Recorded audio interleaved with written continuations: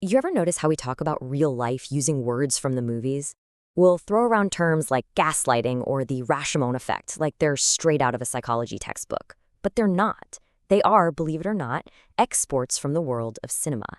And today, we're going to break down how these movie concepts became these incredibly powerful tools for understanding and maybe even shaping our own reality. So why do we do this? Is it just a cute way to make a point? Well, the idea we're exploring today is that it's actually much, much deeper than that. These phrases are more than metaphors. They're like conceptual tools. They give a name to these really complex systems of control that we can often feel but can't quite see. They give us a language for all the invisible editing that goes on in our everyday lives. So here's the game plan. We're going to dive into 3 cinematic case files: gaslighting, the Rashomon effect, and the Stepford wife. For each one, we'll unpack its technical operation, how it works.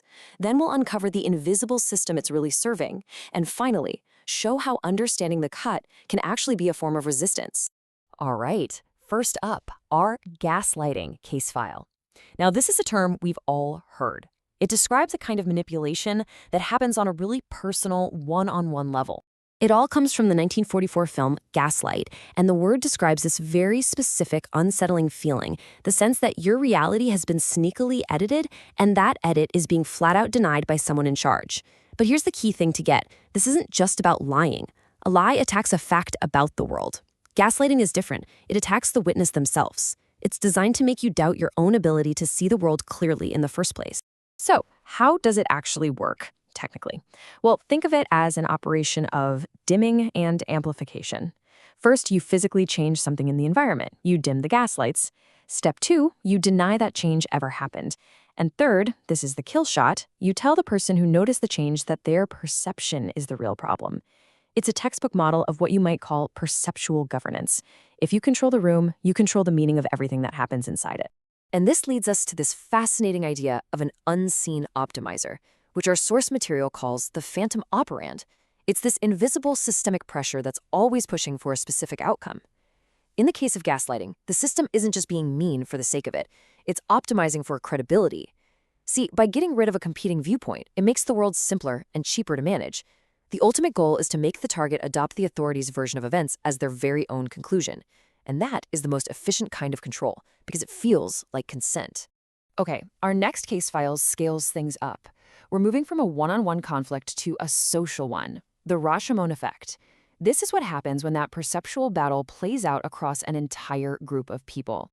So this term comes from Akira Kurosawa's 1950 masterpiece, and it's not just about a simple disagreement.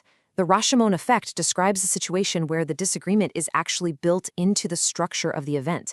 You end up with multiple stories about the same thing, and each story makes perfect sense on its own, but they absolutely cannot be merged into one single coherent narrative. They're fundamentally incompatible. The technical operation here is something called refraction and parallax, which is really just a fancy way of talking about how perspective changes what we see. Imagine an event isn't a solid object, but more like a beam of light. Now, every single person who witnesses it is a unique lens, with their own biases, fears, and loyalties. So each lens bends that light just a little bit differently. The result isn't one blurry picture. It's several perfectly sharp but totally contradictory images. Their viewpoints aren't mistakes. They're just the natural result of social physics, of different people standing in different places. So how does our phantom operand, the invisible system, handle this kind of mess? It optimizes for plausibility, not for coherence or truth. Having a bunch of incompatible truths is a huge problem for any system that needs to make a decision, right? So it just picks the story that's most useful for what it needs to do next, whether that's getting legal closure, repairing a reputation, or just finding a narrative that's easy to repeat without causing friction. It needs a story that can travel.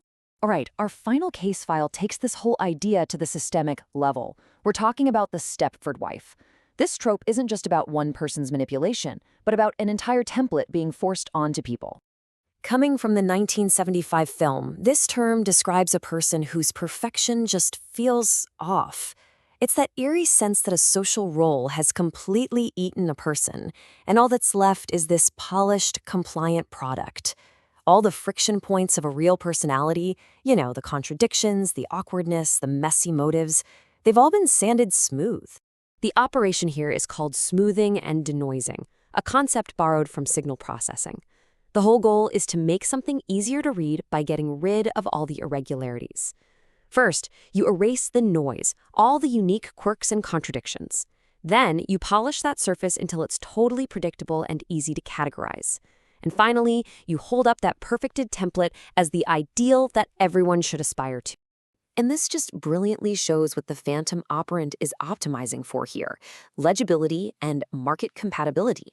A denoised person is just easier to manage, easier to sell, and easier to slot into simple stories. But here's the really clever trick. If being compliant looked miserable, people would resist it. So the system makes compliance look beautiful, radiant, and desirable. It converts a coercive norm into an aspirational aesthetic. So what's the pattern here? What's the thread connecting all three of these case files? Well, they each reveal a shared logic, the unseen optimizer we've been calling the Phantom operand. This chart really lays it all out. With gaslighting, the operation is dimming and amplification, and it optimizes for credibility by just getting rid of any other viewpoints. With the Rashomon effect, the operation is refraction and parallax, and it optimizes for a plausible story that's easy to pass around. And with the Stepford wife, the operation is smoothing and denoising, optimizing for a legible template that can be copied over and over.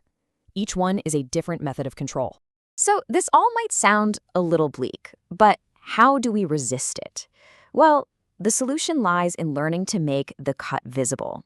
Once you understand these operations, you have the tools to actually see the editing process while it's happening and push back against it.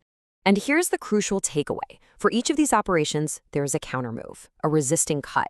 To fight gaslighting, you need an external reference, a trusted friend, a diary, a recording, something that exists outside the manipulated room.